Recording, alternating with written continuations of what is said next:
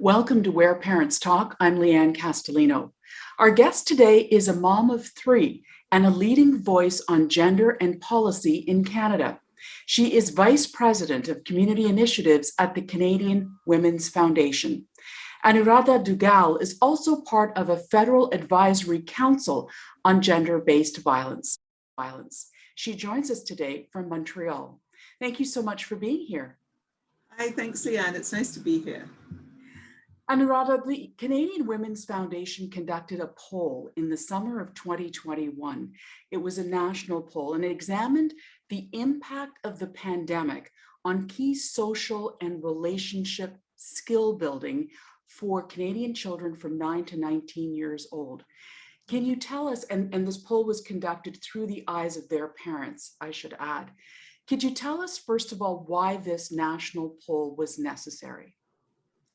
Well, there's many reasons why. I think the first and foremost is that we know just how serious the situation has been for parents and caregivers these last 18 months. And we know that the impact has been largely falling on women for what's often called, mothering, nurturing, the kinds of skills and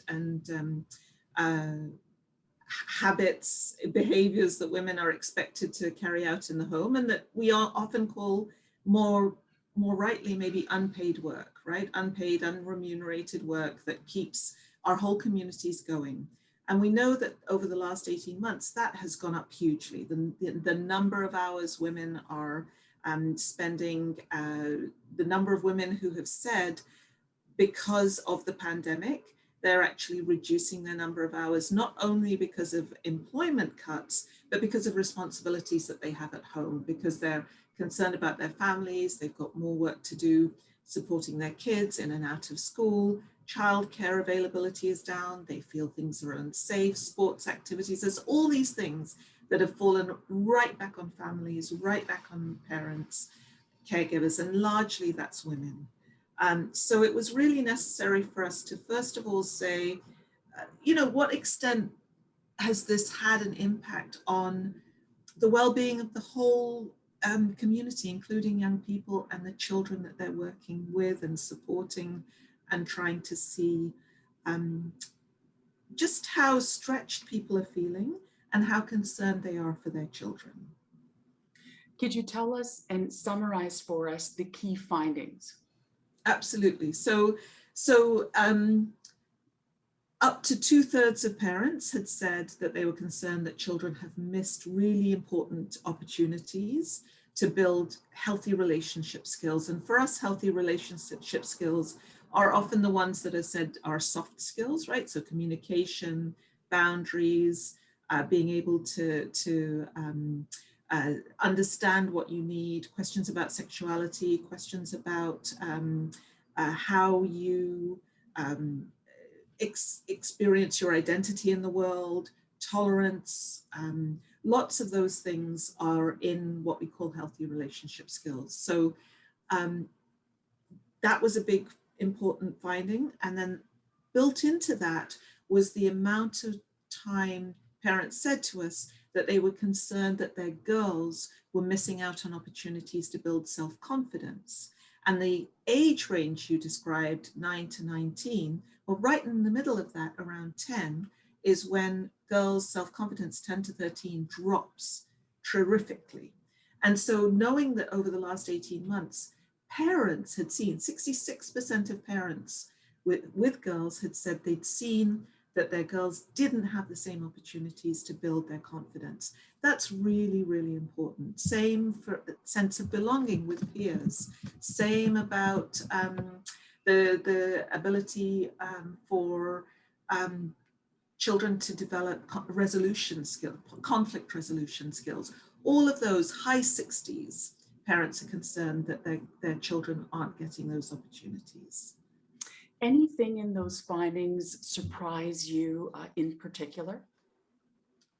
I think one of the things I found interesting, so we used to, let's say, parents of girls being concerned about them missing out on things like healthy relationships or confidence or peer relationships. I think because we've spent so much time saying girls need additional help because in schools they often are silenced. In schools they often, their learning disabilities aren't recognized as quickly. There's all sorts of reasons why we're concerned about girls in schools and in their social lives. What this survey showed us is that the parents of boys are just as concerned, right? They're just as concerned about missing out on the healthy relationship skills, on not building self-confidence, in not having a sense of belonging with peers. And I think that was a coming together that was important for us at the foundation. Yeah, I think that was surprising. And then I think just 2/3 is just like, it's almost everybody. And I'm not surprised about that, but I'm dismayed by what that means for us as parents, as caregivers, and what it means for our children. It's interesting to hear you describe it, because on the one hand, the fact that the poll participants are communicating means that there is an awareness that they have, that there is a gap that they need to address and fill. Mm-hmm. So that is heartening, certainly. The challenge is, how do you get there from sort of the lost time that this pandemic has made us all sort of experience? Let me ask you, as a mother of 3 boys yourself, what does that look like in your own home in terms of this conversation in your home? So we've had to adapt as parents to what peer relationships look like. So the other thing is, my kids last year all did schooling from home, and that was a choice. So we didn't want our kids to go back to school in person, and luckily all of them were in a situation where we could make the choice for them to stay home, and that was because of a health concern. So we had to get a special recognition from our school boards that they could do online learning from our home. So we spent a school year with them online all day long. And one of the things we had to accept was that included social relationships being online, and it included an awful lot of things that for me I had spent, and I know this resonates with so many parents because I've talked to them about it. I'd spent my whole parenting life up until then trying to say screen time is limited. Screen time only happens on these days. Screen time is about this. Don't have too much time on screens, right? And here we were in a situation where they were spending all this time online, but it was the only way to allow them access to their peers and to learning in a safe way. And I think those were some of the highlights actually that we learned. They did cooking classes online. They did sports online. They did, all of these things were still available to them, which was kind of incredible. The downside is just all the things. I can resonate entirely with what the parents said in the survey. I saw a drop in self-confidence for some of my kids. I saw a less of a sense of belonging. I think what I did see go up, which we didn't ask about in the survey, and I think is an interesting thing maybe to explore in the future, is a certain amount of emotional intelligence building, because they've had to negotiate all of these emotions that they've been feeling inside themselves, right? They've had to reason through, why can't I see my friends? Why can't I go out? Why can't I learn in this environment, right? It's a horrible environment to learn in for many, many children. Yeah. So I think they've built some of those muscles, but that's not about building self-confidence. That's not conflict resolution. That's not those socialization skills. That's more interior skills of how you deal with what's essentially, a potential mental health crisis. Absolutely. So the Canadian Women's Foundation conducted this poll, and I wonder, what does the Canadian Women's Foundation do in terms of helping to support parents cultivate healthy relationships? What does that look like? Sorry, I missed the question. Can you just say it What, again? sure. So what does the Canadian Foundation do to help support parents who have basically asked for help with the gaps that Right, you've right. identified? Could you take us Yes, through some of the programs that you have that help parents in yes, this regard? absolutely. So parents who are parents that are connected to the programs that we work with. So those are teens in different kinds of healthy relationships programs, girls empowerment programs. They get connected to the programs sort of through their child. So there's not necessarily a direct connection that we're supporting those parents right away to be involved with us about building their skills. They get involved with the programs that their kids are in to build their skills. So as an example, the healthy relationships programs, one of the things we found was that young people communicate better with their parents because they've had a chance to think about conflict resolution, because they've had a chance to develop their ways of communicating, because they understand their own boundaries better, and they're exploring that in a safe space, outside of the home. When they come back into the home and meet with parents, they communicate better with parents, and then they change parental behavior. That's one of the things we've seen. And I guess the other thing we do is, because parents can, there's lots of tips and tip sheets on our websites. There's lots of information about communicating with young people. There's lots of information about what builds healthy girls and empowered girls. There's lots of information about what makes young people feel confident in their relationships. Those tip sheets are always available on our website. So there's one in particular about back to school right now that we encourage people to go and look at. But there's also been ones about how to help people if they think they're in an unhealthy relationship, what you should know if you are seeing a change in your teens' behaviors. So there's a couple, it's really information that we provide. And then that information has resources where people can reach out and get direct help if they think they need it. So I just wanted to make that separation, that we're not doing direct service with parents, but we're offering parents a space that they can ask, find out information and then get the help they want. It's so interesting because earlier you described these skills, conflict resolution, self-confidence, etc., as soft skills.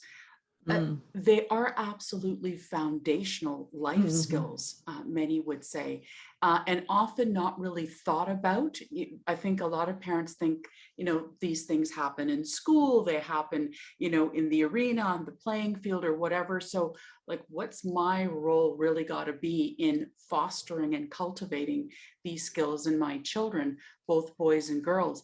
I wonder, given the rise in gender-based violence that we've seen in the last 2 years. So the statistics show that in Canada in 2020, there were 160 women violently killed. And the year before in 2019, it was 146. So an increase. What do you believe needs to be actively done to really address this issue head on? Well, I think, first of all, I really thank you for mentioning that those skills are foundational, because I completely agree. We can't not teach our young people those skills. So I would say the first thing is prevention. And so prevention, many people think that's about the girls' programs and the teens' programs that we support, and we do that. We want every single child in Canada to have access to a teen healthy relationship program that talks to them about how they communicate, talks to them about consent, talks to them about how they want their relationship to be, and then gives them the skills to be able to describe that and enact that with somebody else in a way that promotes their agency and their ability to communicate. Those are really, really important. But prevention is not, it's about girls and teens, but it's all through the life cycle, right? That's why when we talk about healthy relationships, we say it's about helping young people feel connected to their community too, and understanding how they can be in community with a sense of connection and with a sense of understanding what their responsibilities are and the impact their behavior can have. And I would just give an example. I mean, I take prevention as being something that we do, you know, at the dinner table, when I'm driving my kids to different sports activities. If we're talking about the games they're playing online, or their the sorts of books they're reading, whatever it is, for me, if there's a question that allows them to develop their critical thinking around if I, you know, what does this make me think? What does it make me feel? How's it making me react? And what are the values behind it? Does it support what I believe about the world?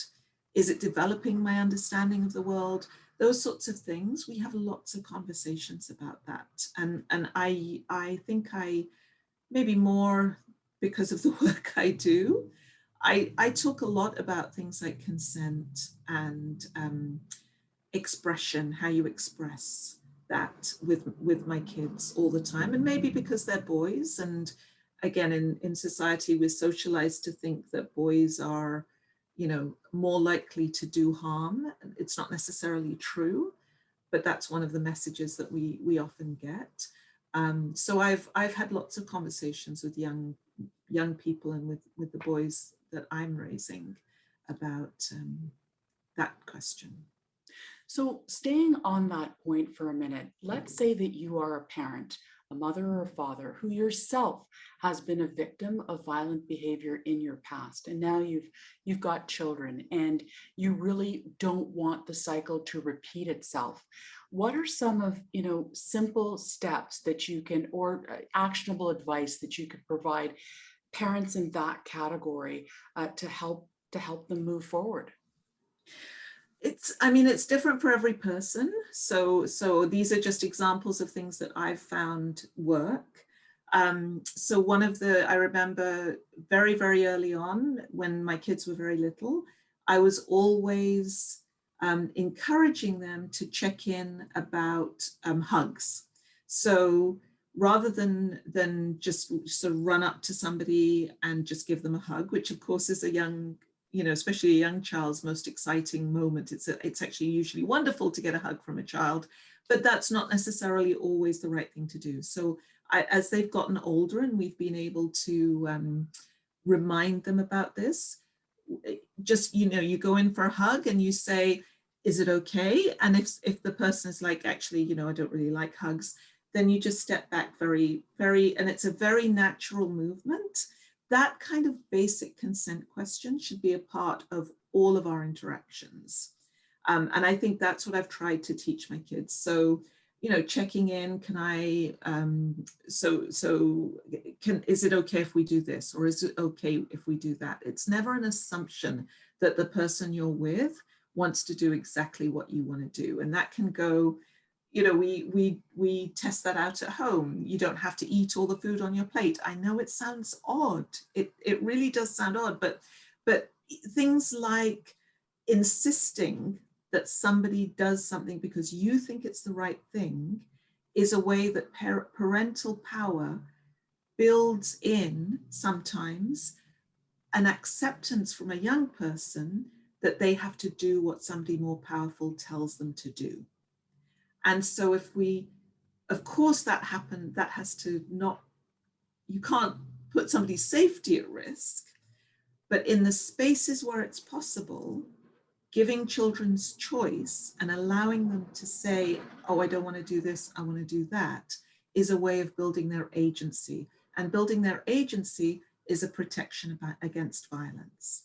Building their ability to say, this is my boundary, right? I like peas, I don't like broccoli. I want to do, you know, I want to go to the park, I don't want to go to the pool. And you know, by the time they get to 16, I'm not ready for sex with this person. Right? It's been built in as a really strong foundation, and they can express what they want.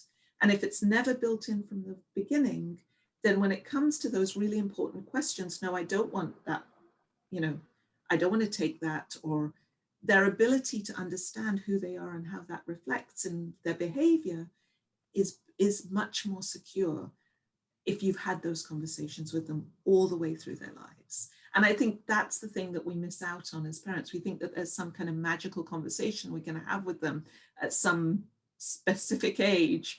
It's not the case. It has to be an ongoing conversation. It's such an exceptionally important point that you're making. And such a fine line as a parent that, I'm sure you can attest is the need to balance out protecting, safeguarding children from, what they don't know, what's age appropriate, all of these things, but then standing back and letting them drive that decision making at different ages and stages is, it's got to be an interesting challenge for parents who may have were not raised that way themselves and now are looking at maybe changing the way that they approach this with their own children. Absolutely. And I think that's why it's so important. If you're aware of that as a parent, that's the first step, right? You make and then you learn, then you look for information like our tip sheet, you look for information, parenting books, you look for how you support your young people in a really positive way. And I think that's what we say in our girls empowerment programs at Canadian Women's Foundation, the Teen Healthy Relationships programs. We use a term that's always strength-based. So it's coming from where the strength is built. It's not looking at a deficit and saying you have to fill this deficit. It's looking at it from a perspective of this is who this person is, this is what this community is. They already have things built in that make them strong and make them able to make these decisions. And you build from where they're at, not from not from an idea that they're missing something. I think that's also really important when you're looking at a young person.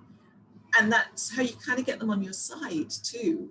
Because if you're always telling them there's something wrong with them, or they don't know something, or they're making mistakes, then they build up resistance to those messages. I've certainly made those mistakes as a parent many times, right?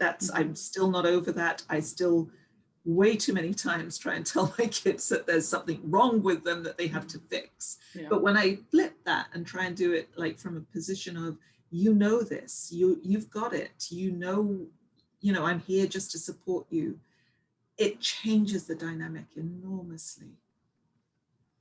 Absolutely.